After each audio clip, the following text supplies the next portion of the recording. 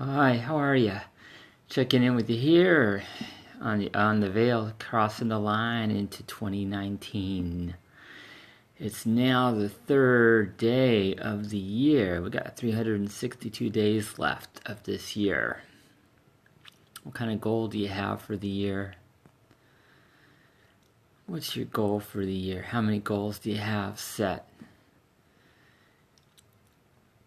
Well, here's an easy tip to becoming a vegan, and that is the idea of crowding out the meat, crowding out the unhealthy foods, crowding them out. And the way to do that is just to add. Don't think about taking things away, just add. Add.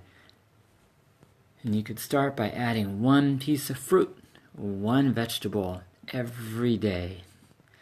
One piece of fruit, one vegetable. They can be the same every day of the week. Yet, you can vary them too. So if you buy a bag of oranges and buy a bag of apples and alternate, you could do it that way. Or you buy, a pound of grapes or whatever it is. Just do apples every day.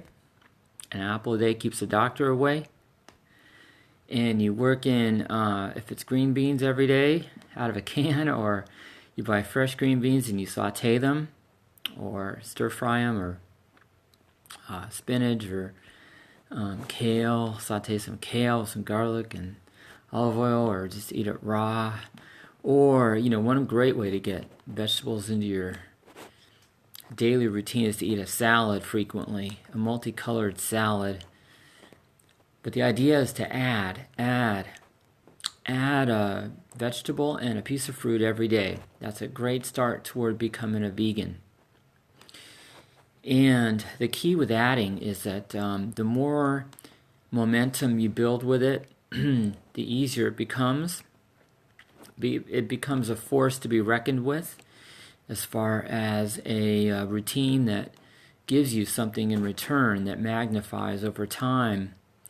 And that is a feeling, a reference point to eating something that's natural, that's earth-born, whether it's, fruit or a vegetable, something that's from the earth. And if you've come from a place of eating meat, or if you've come from eating an unhealthy diet or eating a decent amount of sugar or sugar-filled things, or fried foods that are very greasy, or if you've come from that kind of place, then the stark difference of adding a piece of fruit or a vegetable that, even if it's overcooked or, it's not ideal. The less cooking, the more nutrients you get, the less cooking there is.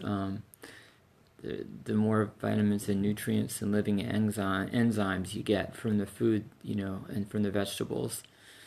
But, if you saute them or make them delish for yourself in some way, or savory, that counts. That's a great building block right there. Piece of fruit and a vegetable every day. Being disciplined with it is a good health builder. It's good even if you're already vegan. It's a nice add-on. But it's as far as crowding out goes, crowding out means adding more vegan options.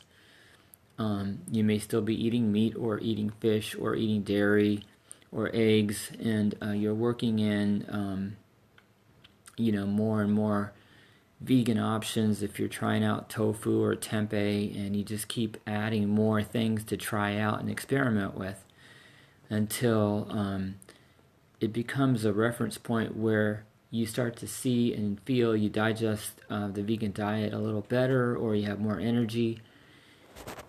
And over time, you will become less tolerant of eating meat or eating egg or dairy, because you'll see that you don't appreciate it as much, or you don't digest it as well, or it brings about a heaviness that you didn't notice before. That's what can happen by approaching it this way. So I went through a nutrition school back in 2013 called the Institute of Integrative Nutrition, and it taught this idea, this approach to changing your diet, and especially if you're moving toward a vegan diet and you're coming from not eating a vegan diet. So this is a nice way to approach it, to add vegan options more and more and gradually transition. And I personally am a big believer that the more gradual you are, the more long-lasting the change is.